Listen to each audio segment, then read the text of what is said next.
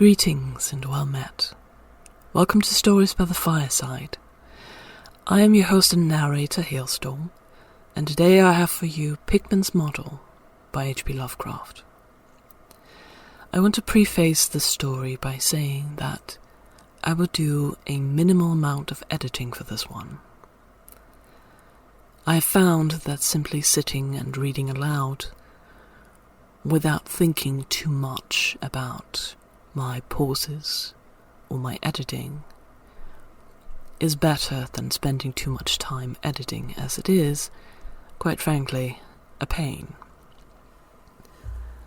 So you might experience some mistakes and some repetitions in this reading, but I hope that does not hinder your viewing pleasure of it. So sit back, relax, and enjoy. We begin. You needn't think I'm crazy, Elliot. Plenty of others have queerer prejudices than this.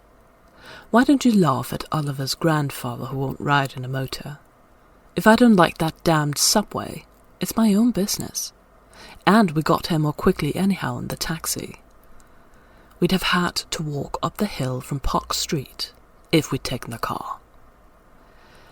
I know I'm more nervous than I was when you saw me last year, but you don't need to hold a clinic over it.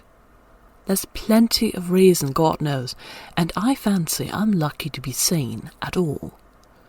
Why the third degree? You didn't used to be so inquisitive. Well, if you must hear it, I don't know why you shouldn't. Maybe you ought to, anyhow, for you kept writing me like a grieved parent when you heard I'd begun to cut the art club and keep away from Pickman. Now that he's disappeared, I go around to the club once in a while, but my nerves aren't what they were. No, I don't know what's become of Pickman, and I don't like to guess. You might have surmised I had some inside information when I dropped him, and that's why I don't want to think where he's gone. Let the police find what they can. It won't be much, judging from the fact that they don't know yet of the old North End place he hired under the name of Peters. I'm not sure that I could find him again myself. Not that I'd ever try, even in broad daylight. Yes, I do know, or I am afraid I know, why he maintained it. I'm coming to that. And I think you understand before I'm through why I don't tell the police. They would ask me to guide them. But I couldn't go back there even if I knew the way. There was something there. And now I can't use the subway or, and you may as well have your laugh at this too, go down into cellars anymore. I should think you'd have known I didn't drop Pickman for the same silly reasons that fussy old women like Dr. Reed or John Minot or Bosworth did. Morbid art doesn't shock me, and when a man has the genius Pickman had, I felt it an honor to know him, no matter what direction his work takes. Boston never had a greater painter than Richard Upton Pickman.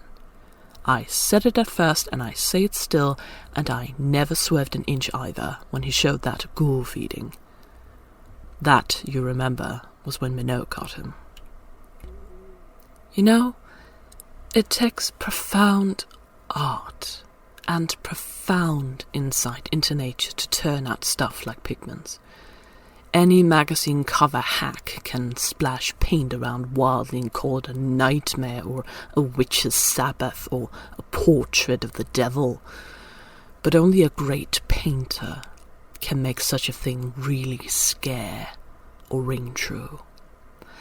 That's because only a real artist knows the actual anatomy of the terrible or the physiology of fear.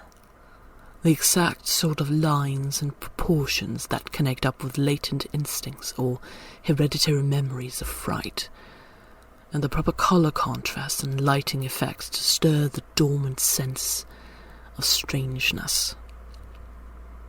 I don't have to tell you why a Fuseli really brings a shiver, while a cheap ghost story frontispiece merely makes us laugh. There's something those fellows catch beyond life that they're able to make us catch for a second. DeRay had it. Sime has it. Angarola of Chicago has it. And Pickman had it as no man ever had it before, or, I hope to God, ever will again. Don't ask me what it is they see. You know, in ordinary art, there's all the difference in the world between the vital, breathing things drawn from nature, or models, and the artificial truck that commercial small fry reel off in a bare studio by rule. Well, I should say that the really weird artist has a kind of vision which makes models, or summons up what amounts to actual scenes from the spectral world he lives in. Anyhow, he manages to turn out results that differ from the pretender's mince-pie dreams, in just about the same way that the life painter's results differ from the concoctions of a correspondence school cartoonist. If I had ever seen what Pickman saw... But no. Here, let's have a drink before we get any deeper. God, I wouldn't be alive if I'd ever seen what that man, if it was a man, saw. You recall that Pickman's forte was faces. I don't believe anybody since Goya could put so much of sheer hell into a set of features or a twist of expression. And before Goya, you have to go back to the medieval chaps who did the gargoyles and chimeras on Notre Dame and Mont Saint-Michel. They believed all sorts of things, and maybe they saw all sorts of things too, for the Middle Ages had some curious phases. I remember your asking Pickman yourself once, the year before you went away, wherever in thunder he got such ideas and visions. Wasn't that a nasty laugh he gave you? It was partly because of that laugh that Reed dropped him. Reed, you know, had just taken up comparative pathology and was full of pompous inside stuff about the biological or evolutionary significance of this or that mental physical symptom. He said Pickman repelled him more and more every day, and almost frightened him toward the last. That the fellow's features and expression were slowly developing in a way he didn't like. In a way that wasn't human. He had a lot of talk about diet and said Pickman must be abnormal and eccentric to the last degree. I suppose you told Reed, if you and he had any correspondence over it, that he let Pickman's paintings get on his nerves or harrow up his imagination. I know I told him that myself. Then. But keep in mind that I didn't drop Pickman for anything like this. On the contrary, my admiration for him kept growing, for that ghoul feeding was a tremendous achievement. As you know, the club wouldn't exhibit it, and the Museum of Fine Arts wouldn't accept it as a gift. And I can add that nobody would buy it, so Pickman had it right in his house till he went. Now his father has it in Salem. You know, Pickman comes of old Salem stock, and had a witch ancestor hanged in 1692. I got into the habit of calling on Pickman quite often, especially after I began making notes for a monograph on weird art. Probably it was his work which put the idea into my head, and anyhow I found him a mine of data and suggestions when I came to develop it. He showed me all the paintings and drawings he had about, including some pen and ink sketches that would, I verily believe, have got him kicked out of the club if many of the members had seen him. Before long, I was pretty nearly a devotee, and would listen for hours like a schoolboy to art theories and philosophic speculations wild enough to qualify him for the Danvers Asylum. My hero worship, coupled with the fact that people generally were commencing to have less and less to do with him, made him get very confidential with me. And one evening he hinted that if I were fairly close-mouthed and none too squeamish, he might show me something rather unusual. Something a bit stronger than anything he had in the house. "You know," he said, "there are things that won't do for Newbury Street. Things that are out of place here and that can't be conceived here anyhow. It's my business to catch the overtones of the soul, and you won't find those in a parvenu set of artificial streets in Maidland. Back Bay isn't Boston. It isn't anything yet, because it's had no time to pick up memories and attract local spirits. If there are any ghosts here, they are the tame ghosts of a salt marsh and a shallow cove, and I want human ghosts. The ghosts of beings highly organized enough to have looked on hell and known the meaning of what they saw. The place for an artist to live is the North End. If any aesthete were sincere, he'd put up with the slums for the sake of the massed traditions. God, man, don't you realize that places like that once merely made, but actually grew? Generation after generation lived and felt and died there, and in days when people weren't afraid to live and feel and die. Don't you know, there was a mill on Copp's Hill in 1632, and that half the present streets were laid out by 1650. I can show you houses that have stood 2 centuries and a half and more. Houses that have witnessed what would make a modern house crumble into powder. What do moderns know of life and the forces behind it? You call the Salem witchcraft a delusion, but I'll wager my 4 times great-grandmother could have told you things. They hanged her on Gallows Hill, the Cotton Mather looking sanctimoniously on. Mather, damn him, was afraid somebody might succeed in kicking free of this accursed cage of monotony. I wish someone had laid a spell on him or sucked his blood in that night. I can show you a house he lived in, and I can show you another one he was afraid to enter in spite of all his fine, bold talk. He knew things he didn't dare put into that stupid Magnalia or that puerile Wonders of the Invisible World. Look here, do you know the whole North End once had a set of tunnels that kept certain people in touch with each other's houses, or the burying ground, or the sea? Let them prosecute and persecute above ground. Things went on every day that they couldn't reach, and voices laughed at night that they couldn't place. Why, man, out of 10 surviving houses built before 1700, and not moved since, I'll wager that in 8, I can show you something queer in the cellars.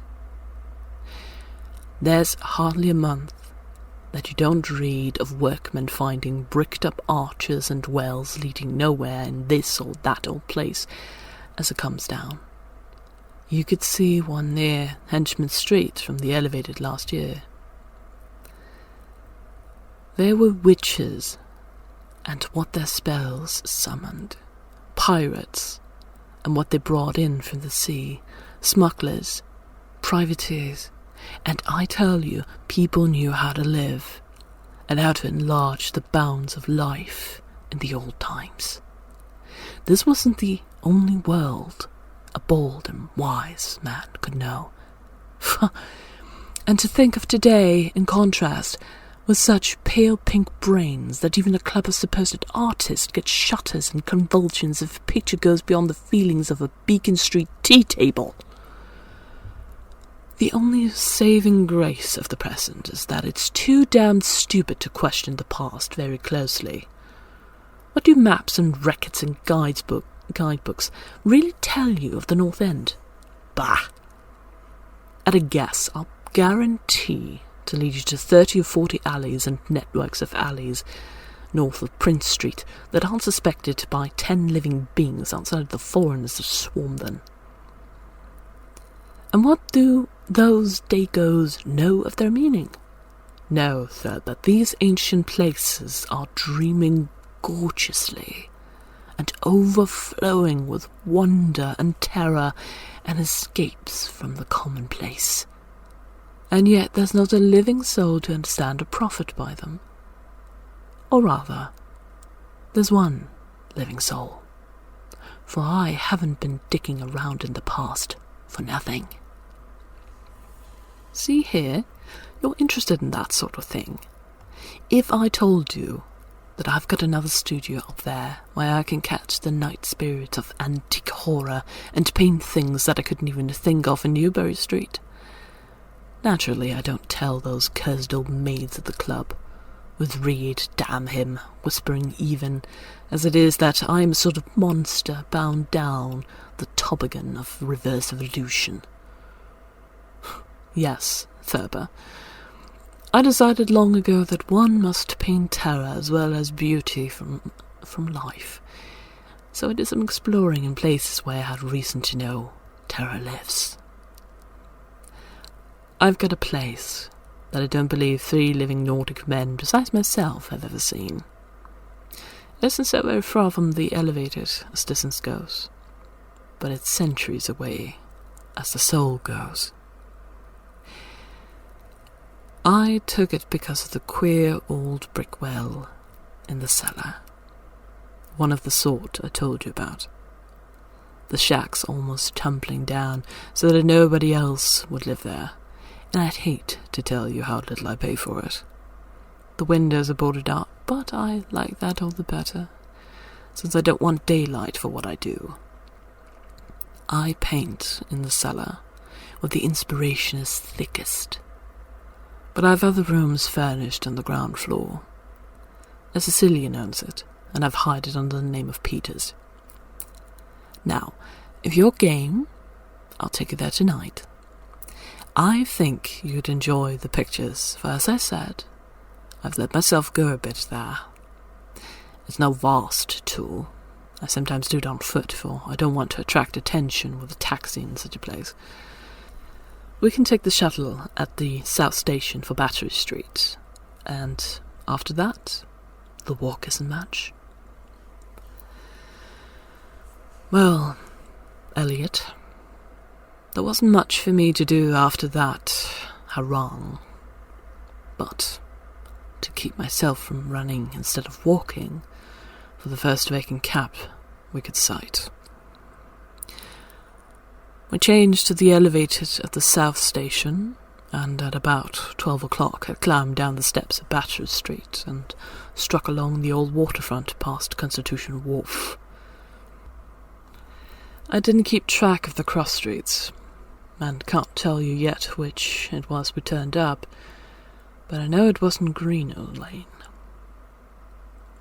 When we did turn, it was to climb through the deserted length of the oldest and dirtiest alley I ever saw in my life, with crumbling-looking gables, broken small-paned windows, and archaic chimneys that stood out, half disintegrated against the moonlit sky. I don't believe there were 3 houses in sight that hadn't been standing in Cotton Mather's time.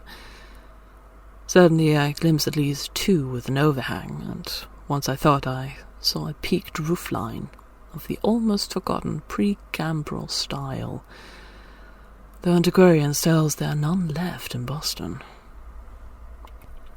From that alley, which had a dim light, we turned to the left into an equally silent and still narrow alley with no light at all, and in a minute made what I think was an obtuse angled bend toward the right in the dark. Not long after this, Pickman produced a flashlight and revealed an antediluvian 10-panel door that looked damnably worm-eaten. Unlocking it, he ushered me into a barren hallway with what was once a splendid dark oak panelling. Simple, of course, but thrillingly suggestive of the time of Andrews and Phipps and the witchcraft. Then he took me through a door on the left, lighted an oil lamp, and told me to make myself at home. Now, Elliot, I'm what the man in the street would call fairly hard-boiled, but I'll confess that what I saw on the walls of that room gave me a bad turn. They were his pictures, the ones he couldn't paint or even show in Newbury Street. And he was right when he said he had let himself go. Here, have another drink. I need one anyhow. There's no use in my trying to tell you what they were like, because the awful, the blasphemous horror, and the unbelievable loathsomeness and moral failure came from simple touches quite beyond the power of words to classify. There was none of the exotic technique you see in Sydney Syme, none of the Transatanian landscapes and lunar fungi that Clark Ashton Smith uses to freeze the blood. The backgrounds were mostly old churchyards, deep woods, cliffs by the sea, brick tunnels, ancient panelled rooms, or simple vaults of masonry. Copp's Hill burying ground, which could not be many blocks away from this very house, was a favourite scene. The madness and monstrosity lay in the figures in the foreground, for Pickman's morbid art was preeminently one of demoniac portraiture. These figures were seldom completely human, but often approached humanity in varying degree. Most of the bodies, while roughly bipedal, had a forward slumping and a vaguely canine cast. The texture of the majority was a kind of unpleasant rubberiness. Ugh, I can see them now. Their occupations. Well, don't ask me to be too precise. They were usually feeding. I won't say on what.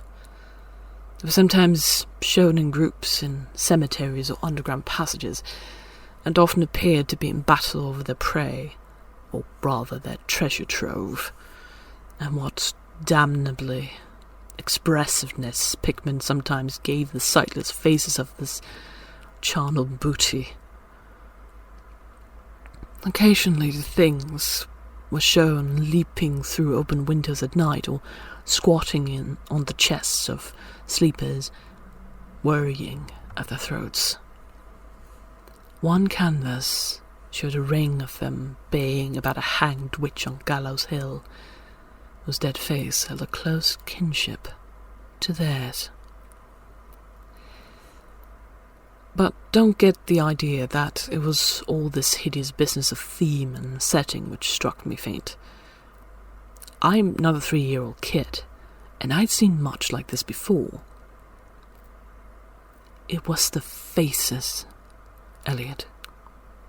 Those accursed faces that leered and slavered out of the canvas with the very breath of life. By God, man, I verily believe they were alive. That nauseous wizard had waked the fires of hell in Pickman, and his brush had been a nightmare-spawning wand. Give me that decanter, Elliot. There was one thing called the lesson. Heaven pity me that I ever saw it. Listen, can you fancy a squatting circle of nameless dog-like things in a churchyard teaching a small child how to feed like themselves? The price of a changeling, I suppose. You know, the old myth about how the weird people leave their spawn in cradles in exchange for the human babies they steal. Pickman was showing what happens to those stolen babes, how they grow up. And then I began to see a hideous relationship in the faces of the human and non-human figures.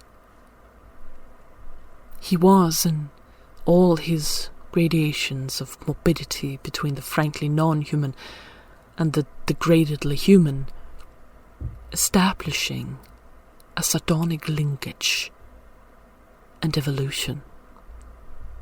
The dog things were developed from mortals. And no sooner had I wondered what he made of their own young, as left with mankind in the form of changelings, than my eye caught a picture embodying that very thought. It was that of an ancient Puritan interior. A heavily beamed room with lattice windows, a settle, and clumsy 17th century furniture, with the family sitting about while the father read from the scriptures. Every face but one showed nobility and reverence, but that one reflected the mockery of the pit. It was that of a young man in years, and no doubt belonged to a supposed son of that pious father, but in essence it was the kin of the unclean things.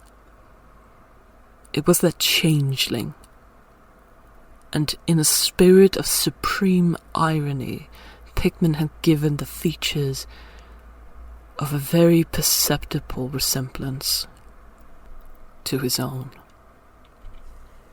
By this time, Pickman had lighted a lamp in an adjoining room and was politely holding open the door for me, asking me if I would care to see his modern studies.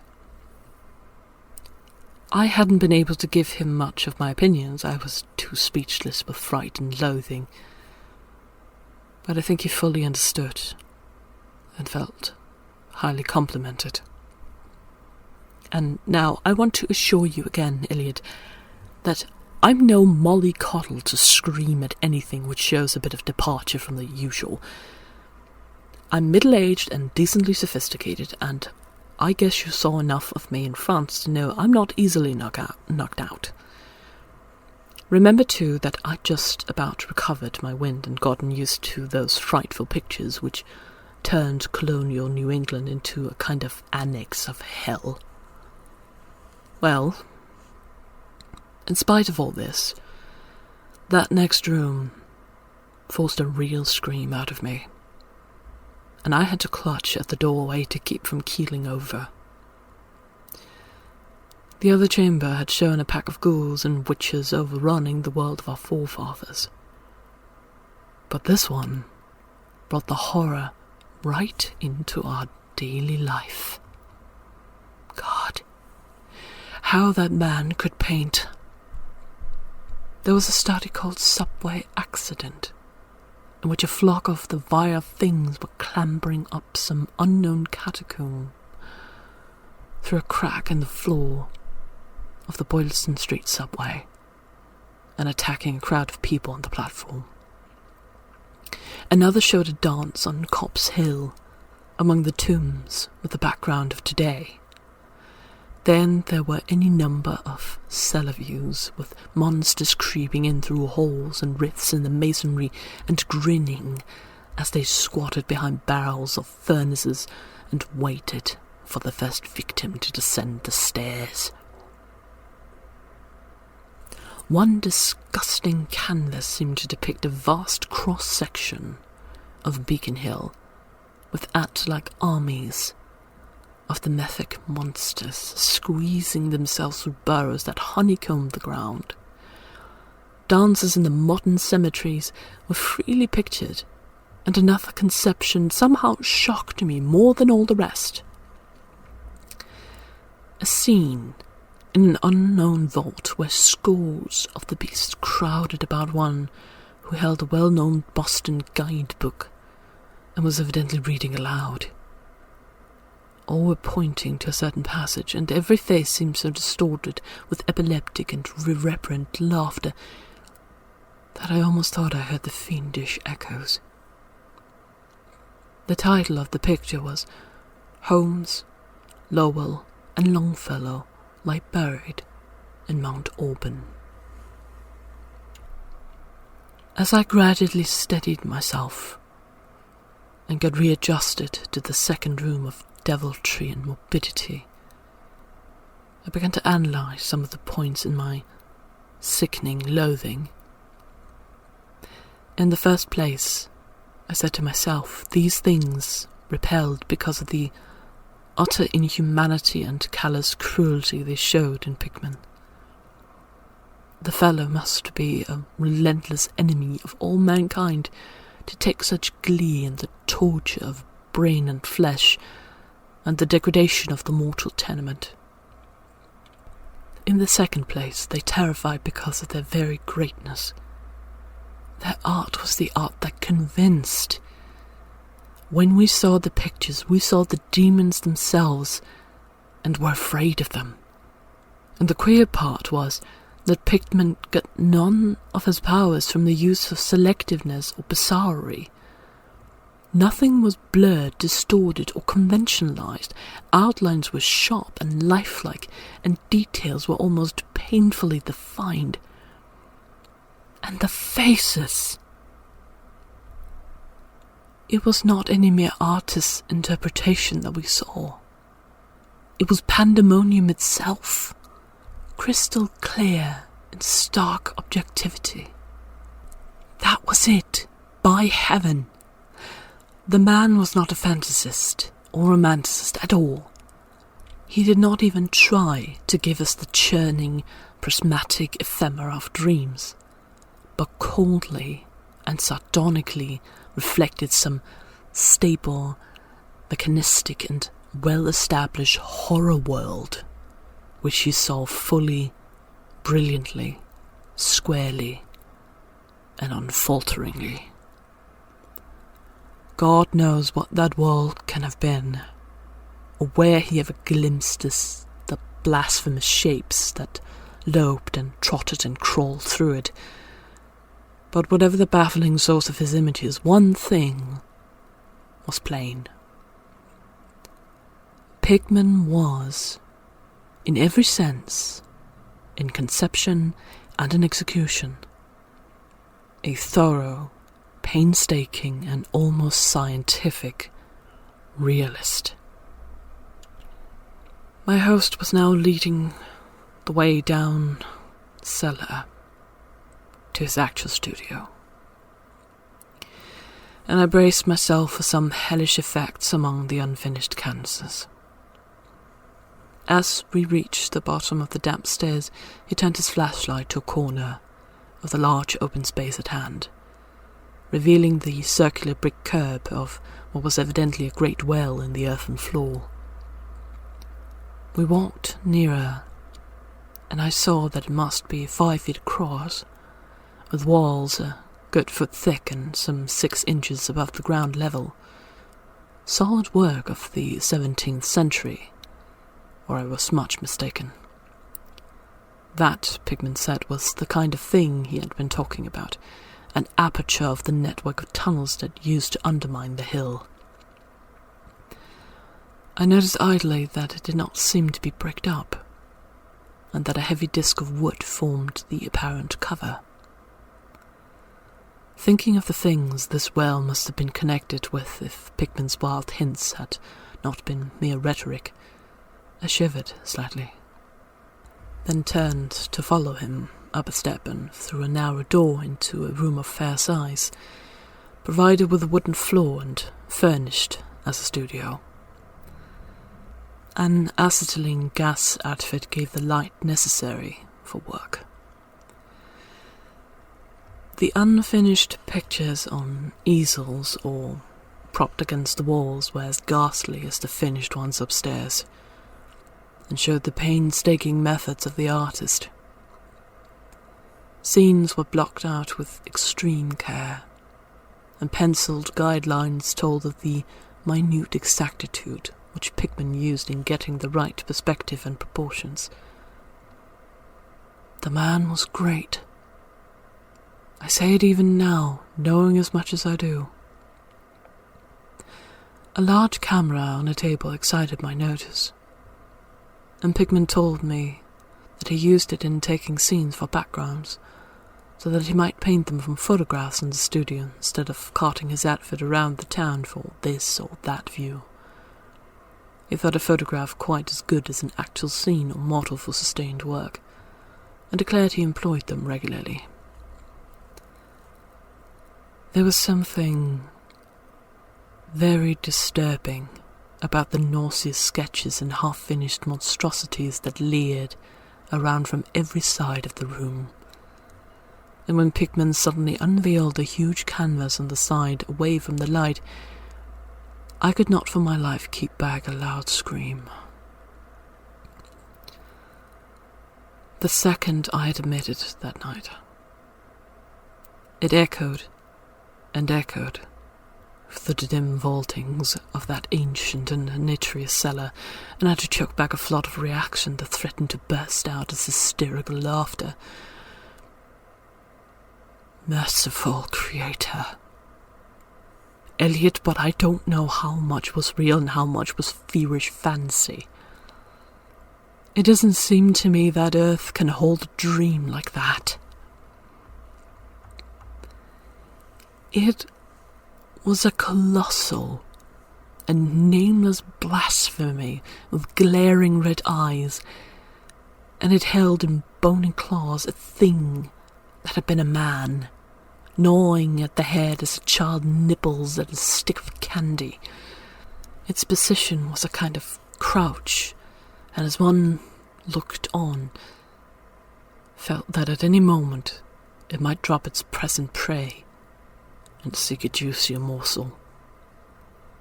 But damn it all, it wasn't even the fiendish subject that made it such an immortal fountainhead of all panic. Not that, nor the dog face with its pointed ears, bloodshot eyes, flat nose and drooling lips. It wasn't the scaly claws or the mould-caked body or the half-hooved feet. None of these. Though any of them might well have driven an excitable man to madness. It was the technique, Elliot. The cursed, the impious, the unnatural technique. As I am a living being, I never elsewhere saw the actual breath of life so fused into a canvas. The monster was there. It glared and gnawed and gnawed and glared, and I knew that only a suspension of nature's laws could ever let a man paint a thing like that without a model, without some glimpse of the netherworld which no mortal unsold to the fiend has ever had. Pinned with a thumbtack to a vacant part of the canvas was a piece of paper now badly curled up. Probably, I thought, a photograph from which Pickman meant to paint a background as hideous as the nightmare was to enhance. I reached out to uncurl and look at it when suddenly I saw Pickman start, as a shot. He had been listening with peculiar intensity ever since my shocked scream had waked unaccustomed echoes in the dark cellar, and I seemed struck with a fright which, though not comparable to my own, had in it more of the physical than of the spiritual. He drew a revolver and motioned me to silence, then stepped out into the main cellar and closed the door behind him. I think I was paralyzed for an instant. Imitating Pickman's listening, I fancied I heard a faint scurrying sound somewhere, and a series of squeals or bleats in a direction I couldn't determine. I thought of huge rats and shuddered. Then there came a subdued sort of clatter, which somehow said to me all in gooseflesh. A furtive, groping kind of clatter, though I can't attempt to convey what I mean in words. It was like heavy wood falling on stone or brick, wood on brick. What did that make me think of? It came again, and louder. There was a vibration, as if the wood had fallen farther than it had fallen before. After that followed a sharp, grating noise, a shout of gibberish from Pickman, and the deafening discharge of all 6 chambers of a revolver, fired spectacularly as a lion tamer might fire in the air for effect. A muffled squeal or squawk, and a thud. Then more wood and brick grating, a pause, and the opening of the door, at which I'll confess I started violently. Pickman appeared with his smoking weapon, cursing the bloated rats that infested the ancient well. "The deuce knows what they eat, Thurber," he grinned. "For those archaic tunnels touched graveyard and witch den and seacoast. But whatever it is, they must have run short, for they were devilish anxious to get out. Your yelling stirred them up, I fancy. Better be cautious in these old places. Our rodent friends are the one drawback, though I sometimes think they're a positive asset by way of atmosphere and colour." Well, Elliot, that was the end of the night's adventure. Pickman had promised to show me the place, and heaven knows he had done it.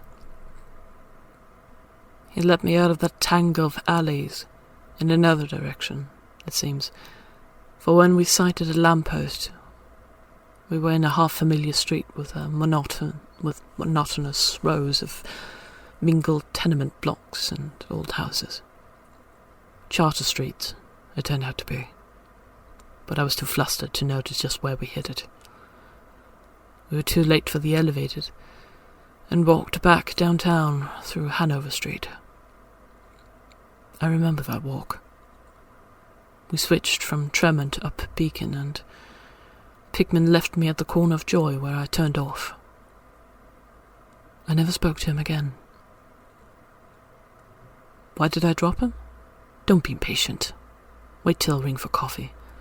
We've had enough of the other stuff, but everyone needs something.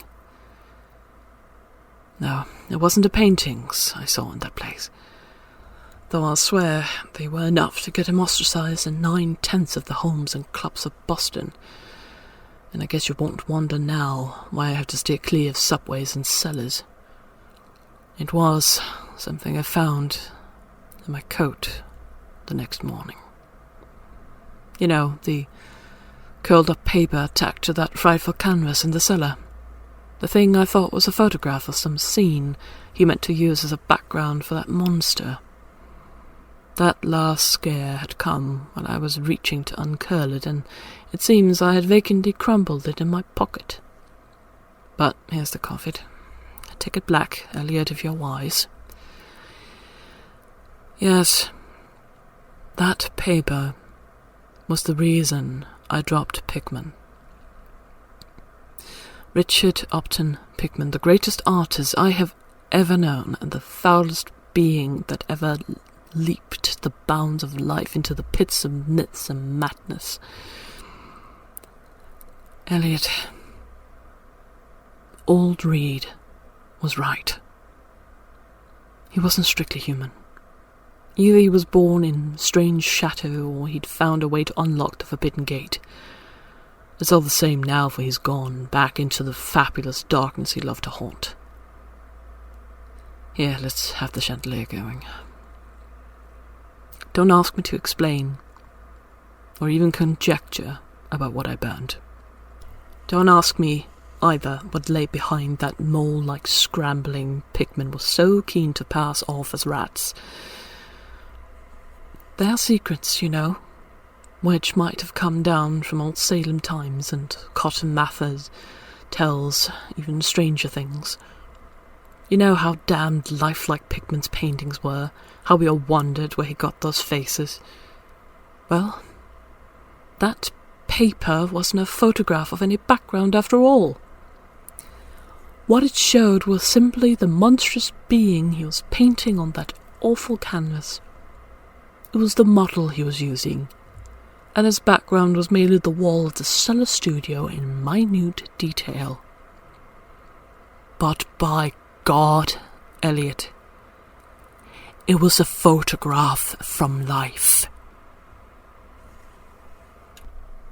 This is where we end. Thank you for coming, and thank you all for the patience you've had with me, even though I've been gone for quite a while. But I felt a spark of inspiration today, and I wanted to try to make a full video where I use minimal editing, and so far on my end it has gone quite well.